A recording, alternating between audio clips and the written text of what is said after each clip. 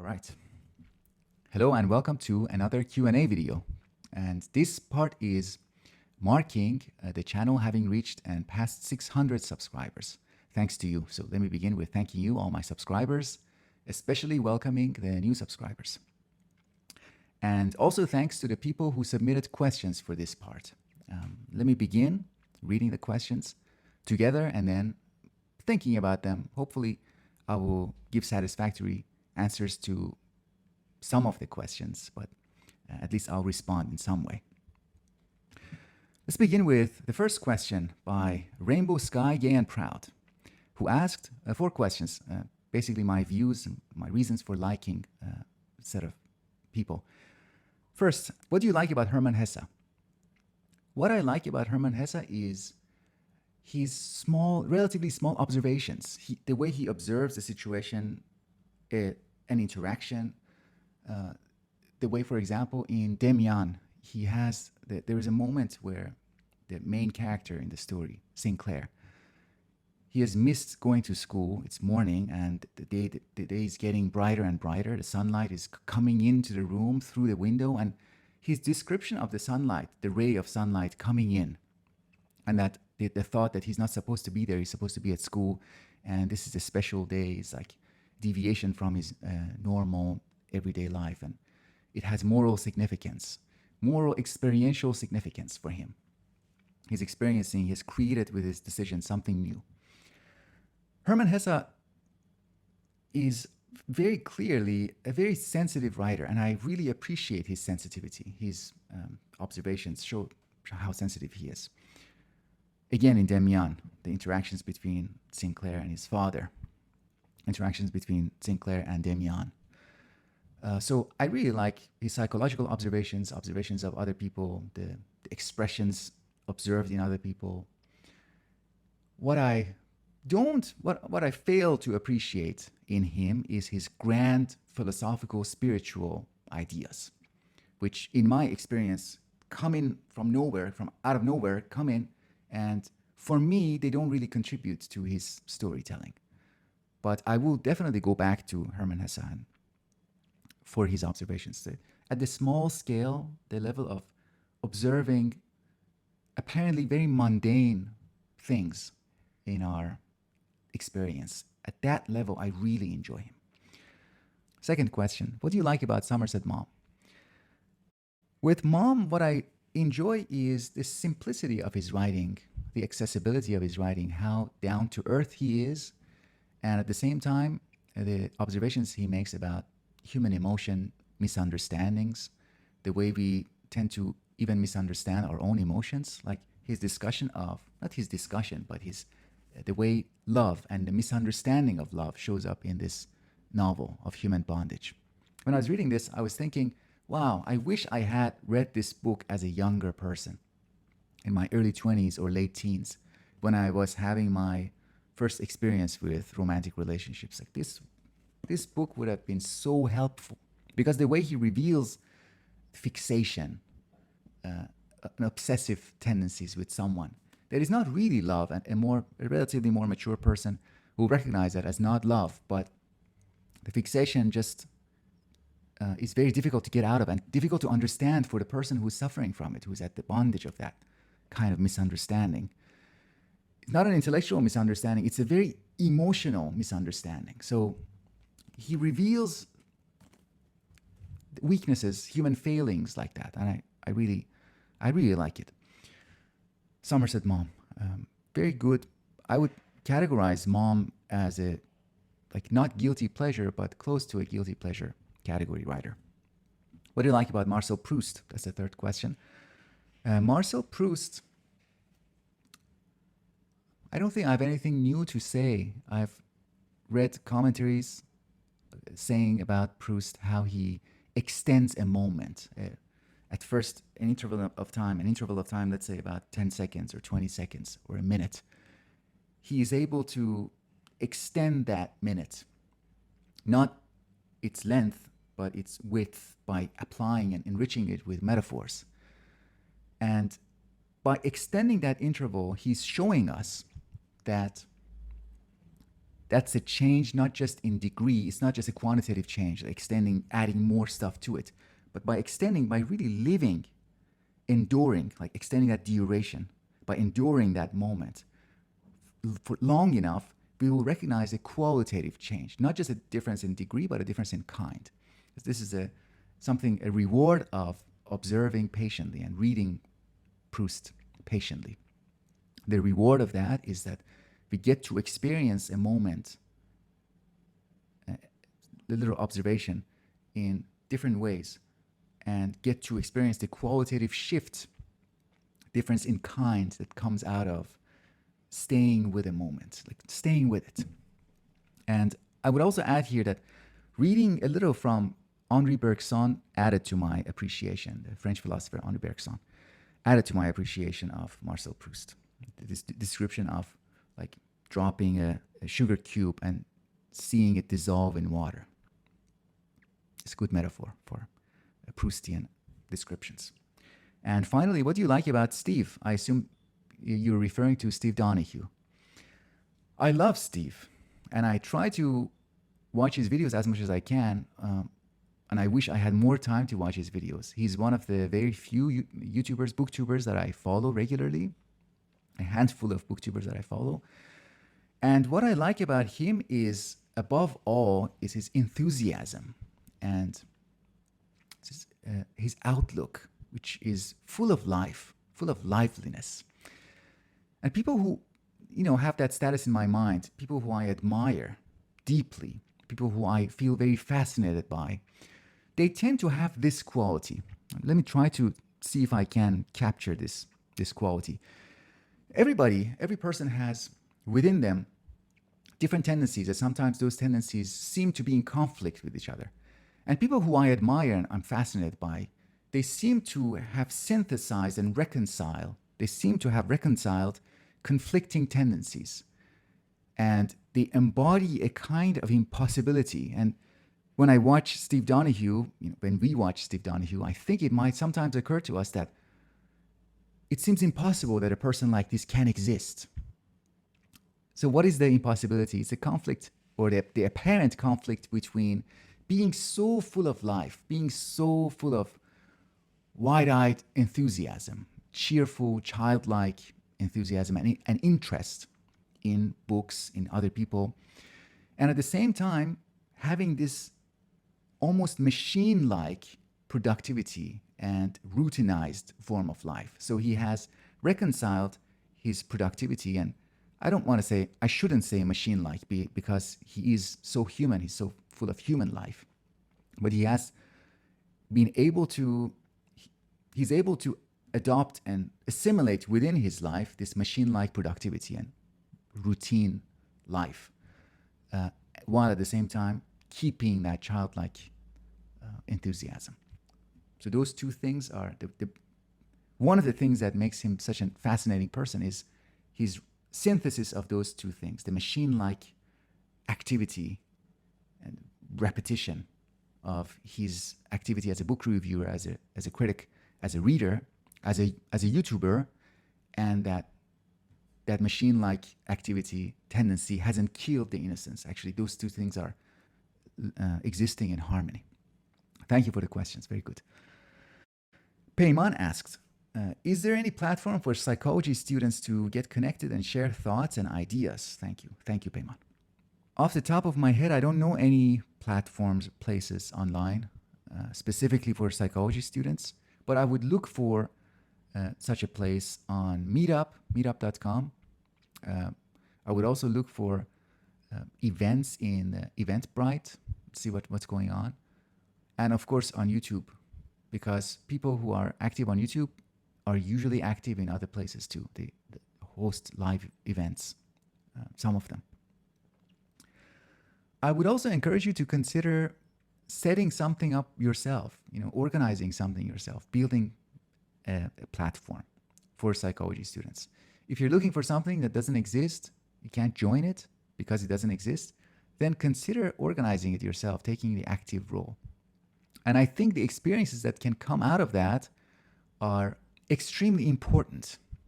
When you organize something, then you don't get to be one of those passive people who come and sit in the back of the class or come in and quietly lurk in the corner of the event. They don't want to say anything. And then in the beginning, they say, I'm just here to listen. I don't have anything to contribute. I'm just an amateur, We realize that actually what those people are doing is it could be somewhat disruptive to the nature, to the spirit of what we are trying to build.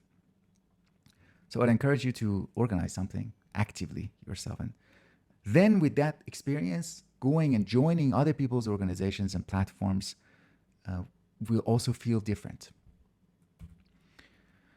And finally, if you organize something and you think that nobody will hear about it, you can let other people know. And people like me, I will announce it on this channel. So a few people might hear about what you're doing, your events, from me.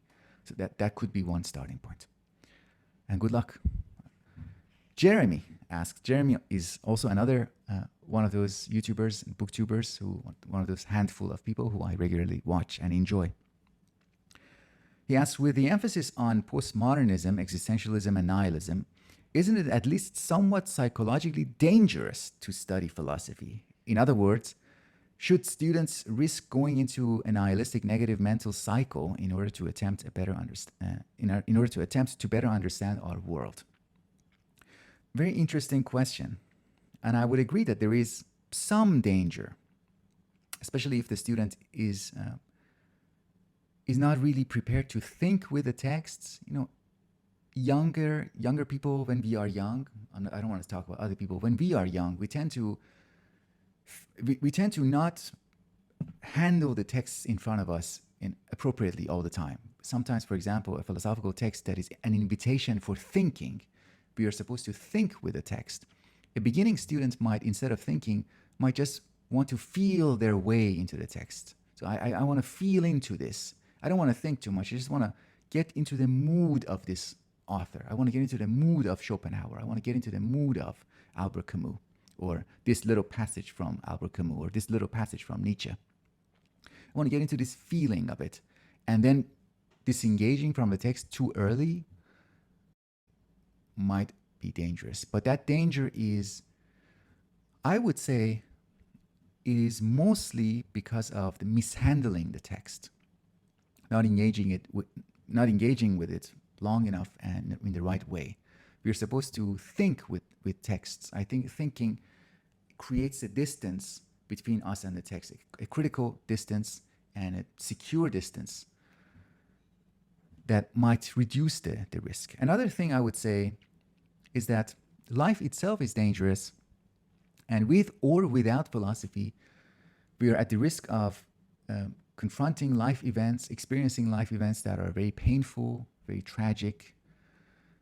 And if we confront those events, those situations, completely unprepared, completely without any philosophical preparation, that might be more dangerous.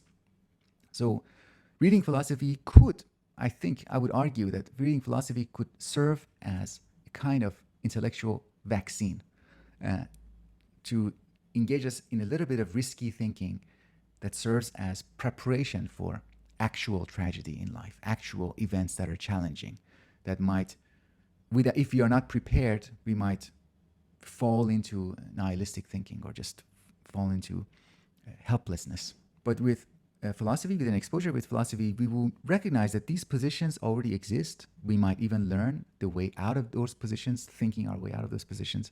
We might get to see how sitting with a mood, sitting appropriately, sitting in a style that is appropriate with a mood might enable the mood to run its own course without getting fixated on it. And I would say philosophy, of course, is not unique in contributing to that. Again, good works of fiction, I think, do that job.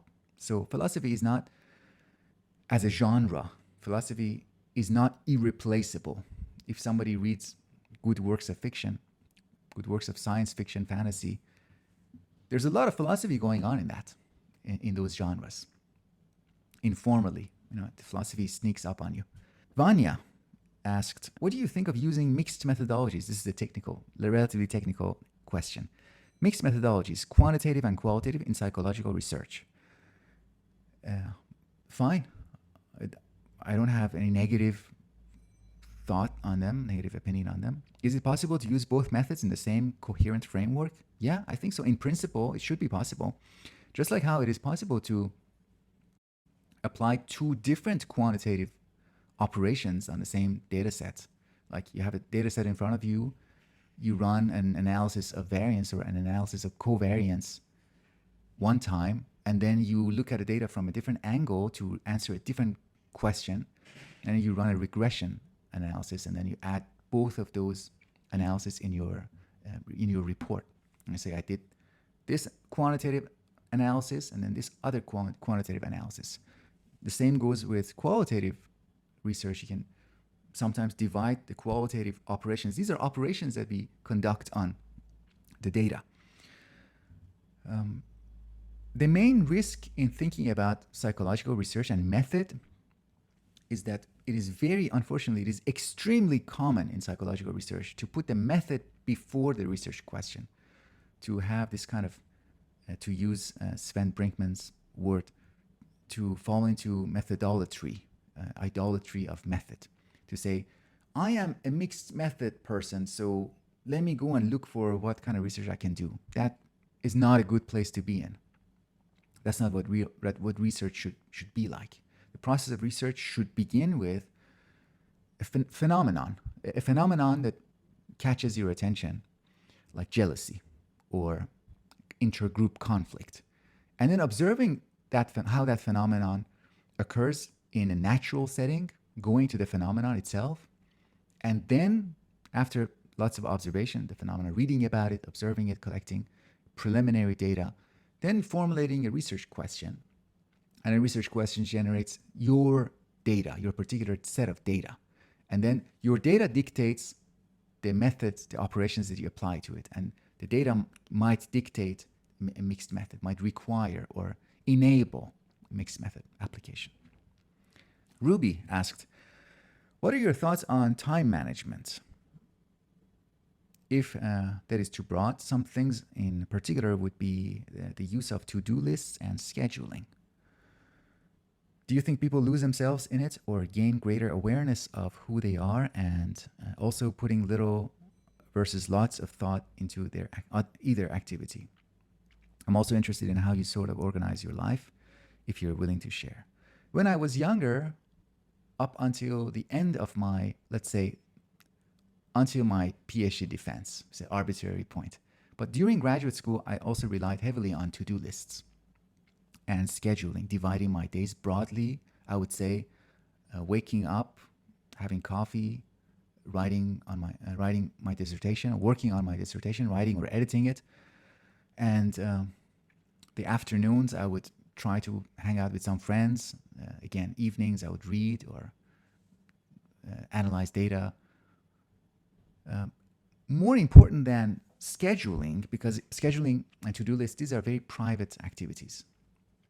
I also experimented with masterminds, which is, it might sound a little bit silly, but a mastermind is a group of people who have, all of them are pursuing some goals, not necessarily the same goals, but what is common in them is that they are all serious about their goals. So none of them is going to make fun of the other ones for being too serious, for being a nerd, for being geeky about the process of goal setting. So it's good to be serious at the same level. And then you meet, in our case, we met once a month, and in each meeting we talked about our goals with each other, got feedback about our goals, and then we tried to also keep up with each other and hold each other accountable during the month. Had some mechanisms for that. Was a very helpful thing to do at that period in my life. And if you like to, I'm open to going back to that again. The way I organize my life now is I don't do to-do lists anymore. I occasionally have done lists. So at the end of the day, I write the things that I have done during that day, especially because I want to monitor my feelings with regard to each activity. So let's say during one day, at the end of the day, I observed that in that day I read a little bit of fiction. Let's say I read a little bit of Haruki Murakami. I read a little bit of neuroscience literature. I read some Nietzsche, some philosophy. And I also take note that I didn't enjoy reading Murakami today, or I really enjoyed reading those passages from Nietzsche. I've gone back to this collection of Nietzsche writings. What is special about this collection is that it traces the development of Nietzsche's thinking, including some letters, some notes from his notebooks. So you can see the earlier traces, the earlier formulations of some of his thinking that is going to develop more fully in later works. So I really enjoy one of my tasks, and I kind of try to expand that in the following day, because our goal is not, at least my goal at the moment, is not just to get things done. My goal is also to get the things done that are most meaningful to me, and that requires a little bit of reflection sometimes. And again, something else that is newer, relatively newer in my current life, is that I begin by, for lack of a better term, I begin with observing my body in the morning. When I wake up, I listen to my body, and it's possible that my body will tell me what it feels like to do. Sometimes the first thing I do in the day is going for a long walk. Sometimes I like to listen to music in the beginning of the day. Sometimes I like to read fiction in the beginning of the day. And of course, you have to fit in the things that you're obligated to do. And there are strategies for that. And I say, okay, these 2-3 hours I want to allocate to this task that I'm supposed to do. I would also like to know your thoughts on procrastination and any personal anecdotes you're willing to share regarding it. Procrastination is a theme in my life. Yeah, I recognize procrastination. I procrastinate a lot. I used to procrastinate a lot more. And I think procrastination is not one thing. I think we can divide procrastination into different types, depending on the reasons behind it. Sometimes you procrastinate because the task at hand seems too difficult, too challenging. Sometimes you procrastinate because we might think that we are not going to do a good job, so it might come from perfectionism. Like, I'm not going to do a perfect job, so I won't do it, or I will do it later. I'll keep postponing it because you don't want your perfectionism to be disappointed, to be in conflict with your own perfectionism. So that's one reason. Another reason, a more charitable reason, more self-compassionate reason, would be that procrastination sometimes is your identity announcing itself, like who you are, the kind of person you are, your temperament, your talents, the skills that you want to cultivate. That identity tacitly is resisting against you doing something against it. You tyrannizing it. And it wants to tell you that, hey, I don't like this. I don't like you taking me in this direction. Let's do something else that I like. So we can watch out for that too. But we should be careful. We should be very cautious. In the world we are living now, there are lots of pressures, external pressures on us, wanting our attention to jump from what we are doing and pay attention to something else. That's why I would tell you, if you're subscribed to any channel, any YouTube channel, including my channel, I would say never to press on that notification bell. Never let these notifications come and interrupt you during your stream of activity, doing something else.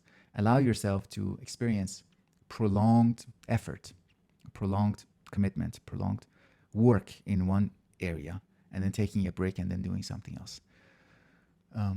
Notifications are bad. Advertisements are bad. These kind of cultural training that we have all been through, the cultural training that the enjoyment and pleasure that is elsewhere, life is elsewhere, the meaning of life is elsewhere, to borrow that phrase from Milan Kundera. Life is not elsewhere. Life is here. And that attention economy that wants to keep telling us that life is elsewhere, your pleasure is elsewhere, you're missing out on something that is over there, somewhere else, not here. That is something that we should train against and try to overcome. All right. Good luck. Joshua asked, have you by any chance ever read The Denial of Death by Ernest Becker? If so, what are your thoughts on the subject matter? This is a book that has been on my to-do list, to read list for years, for several years. I've had friends recommending it to me. And after reading your comments, I went out to a nearby bookstore and I had actually noticed the book in the bookstore. And your comments just combined with my memory of seeing the book in the bookstore. So I went and bought it. And so far, I've read 74. I'm on page 74. And I really like it. I really, really like it. It's a great book. Again, I wish I had read it just like Somerset Maugham's of Human Bondage. I wish I had read it earlier. I would have probably been more impressed by it earlier. Now with my little bit of reading experience, other people reading, for example, people like Nietzsche, Kierkegaard, more recently, even people like Nick Land, psychoanalysis. These are people who confront the dark side of life, the dark side of human life. Milan Kundera is also a great person who has similar discussions. He produces similar kind of appreciation because it is really about cultivating an appreciation for that side of life that is usually repressed, and then the practical, philosophical, spiritual consequences of that, following the consequences of that in day-to-day life. Kundera also produces that kind of appreciation, reading him. Let me read a couple of passages from this version. This is from page 44.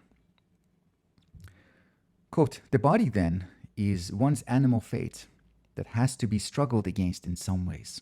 The body versus our participation in the symbolic cultural realm.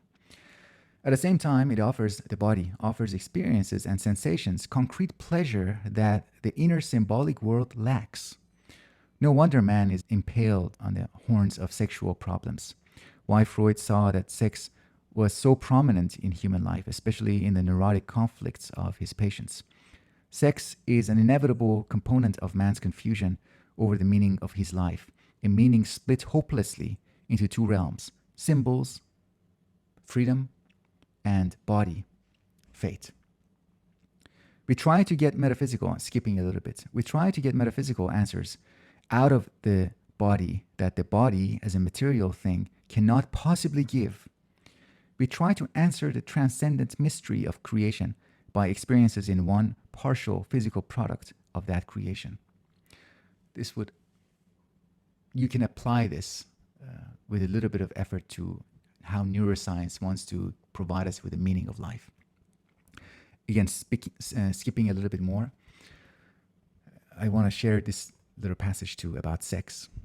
Sex as a project represents a retreat from the standardizations and monopolizations of the social world. No wonder people dedicate themselves so all-consumingly to it, often from childhood on, in the form of secret masturbations that represent a protest and a triumph of the personal self.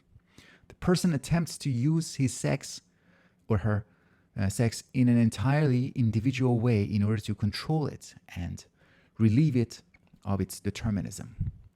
So I read this part just because I wanted to show people who haven't read this book, it's not just about death.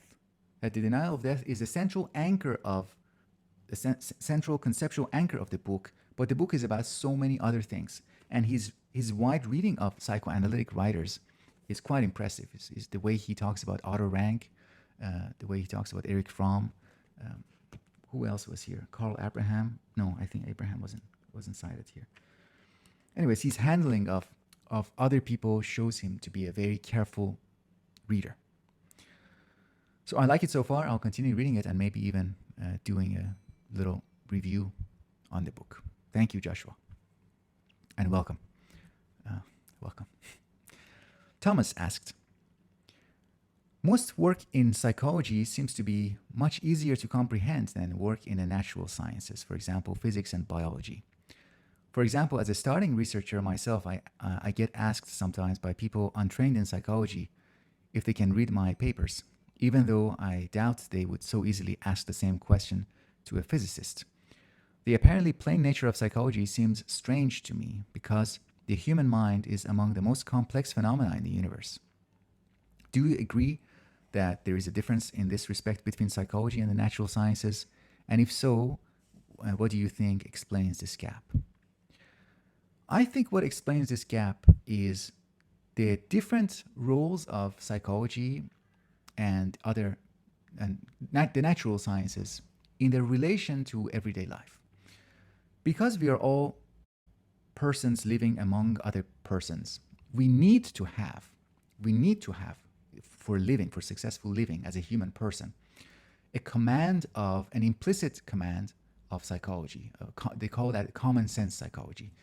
We need an implicit handle on explaining other people's behaviors. We know that, for example, we always have these assumptions that people have reasons for their actions, that people have motivations for their actions, that maybe that motivation can be manifested, can be expressed in multiple different ways. So we have a common sense psychology that is part of being a person, being a cultured, developed person, living among other people, dealing with other people, having theories about other people, again, informal theories, but they are psychological theories. That is why writers of fiction and people who are wise, just street smart and wise, they have very good, useful psychological insights that a professional psychological researcher might not have. We cannot say the same thing about physics and biology. We don't have a common sense quantum physics because quantum physics doesn't feature in our day-to-day life and in our practical life. If you like to read psychologists' comment on this issue, on the special status of psychology, I would strongly recommend an American author, psychologist, Peter G. Ozario. He has his, I think, main key book is called The Behavior of Persons.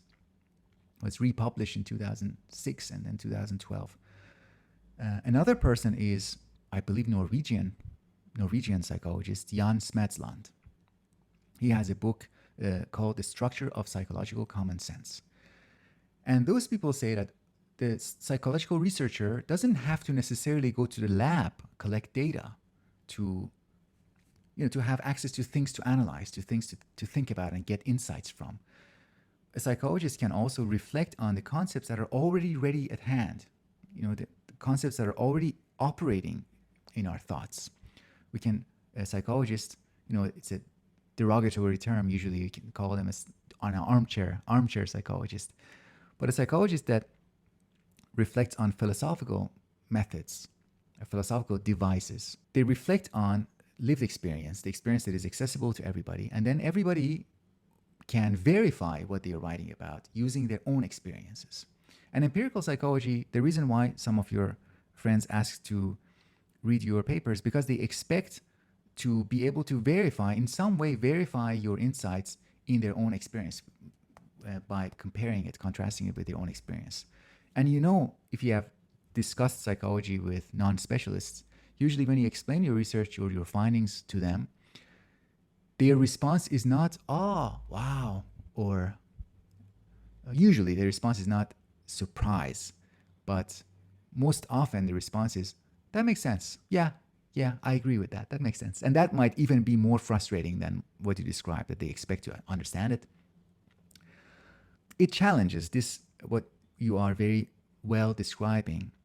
What you're describing is a challenge to the status of a psychological researcher as an expert, because expert is supposed to have access to a kind of knowledge that is not as easily accessible to non-experts. My second reading of Guy Debord's book, Society of the Spectacles, in the beginning of that video, I talk about how you can think about psychologists as non-experts. And their contribution is, their training and their contribution can be fairly characterized as non-expertise. And I talk about that a little bit in that video and maybe more in the future. Anyways, my point here is that the insight that you're describing here very, very well, very insightfully, you're very observant of your interactions and your reflections. You can take this and go with it, go a little bit deeper into it and read what other people have said about it. And this can turn into a critique of psychology, an institutional critique of psychology, critique of psychology as an institution, as a discipline, of why it wants to present itself as an expert field, something that is special, that is contributing to society in a way that cannot be achieved with fiction or with just armchair observation. I would have to add my response by saying that, of course, we are not talking about the borders between psychology and other disciplines. When psychology borders on neurology and neuroscience, and on the other side on sociology, things that we don't have that easy, accessible, common sense access to it. We don't have a common sense access to how our neurons work. So neuropsychology can really produce surprising findings, or things that we cannot otherwise know. Anyways, those are my responses. I think what you're touching on here is a real thing, and it deserves attention if you're interested in it. Finally, Niall asks, I was wondering if you'd consider reading Peter Singer's book, Animal Liberation. Sure. I don't think it would change my mind because I'm already sympathetic to it. It would maybe bring in more material for a position that I'm already convinced of. I'll be very interested to hear your thoughts on the issue of animal ethics. I've left the first neuroscience lab I was working on, 2007, and 8. I ended up leaving that because we were conducting research on rats, and at the end of the research cycle, we had to euthanize the rats. And of course, there were all sorts of brain surgery. It was just extremely uncomfortable, and I realized I can't do experiments with rats. So, and I'm now convinced that is most of the time animal research almost always is unethical, and I'm against it. Let's continue reading. Veganism is a topic in which I've seen a lot of so-called intellectuals make blunders in the consistency of their rationale when arguing against veganism. I've only become more confident in the idea I once heard that regarding morality, cleverness builds ever more elaborate structures of self-justification. I agree. My own position on veganism is that for now, I've had phases in my life where I tried to be a vegetarian and a vegan, but unfortunately I never managed to keep it. And I will continue trying. And in the meantime, what I can do, and I think what other people in my position can do, is at least accept our hypocrisy, accept our moral failings. When I see people on Twitter or on social media take a photo of their big juicy burger, I don't get it. I don't get why someone would do that. At least don't do that. That's my position. I recognize at the moment my hypocrisy. I recognize that veganism, the case for veganism, is convincing, and the rest is a matter of getting to a place where that is doable for me. And another thing is, it can be like eating meat once a week. That is something that I can do, and I try to do. Difference in degrees as opposed to a black and white, a way to transition. And learning about dieting is also extremely crucial in that process. You realize that you have to learn a lot, do a lot of research, and if you're lazy like me, if you're a one-dimensional person like me, that is a big challenge. Niall also has left an interesting link here, a link to a segment of an interview, a conversation between Alex O'Connor and Matt Dillahunty. I watched that, and Alex, I thought in that video, Alex has the right position, but his style of arguing, I don't relate to that style. It's a little bit too aggressive, and I don't think that style, just practically speaking, that style of arguing, I don't think it works. I don't think it convinces anyone, because you're basically trying to show the other person that they're not as smart as they think. I think Matt Dillahunty is smart enough to recognize the arguments, but Alex's style in that video, I think it just puts him on guard. It shouldn't be argumentation and debating shouldn't be like a combat. It should be like cooperation. It should be like, let's figure it out together. And so what Alex is doing is quite old-fashioned style of debate, and I'm suspicious of its practical effects. All right. Again, thank you everybody for your questions. If I haven't addressed anything in a satisfactory way, make sure to let me know. And that's it for this part. Thank you very much for your attention. I will speak with you in the next videos.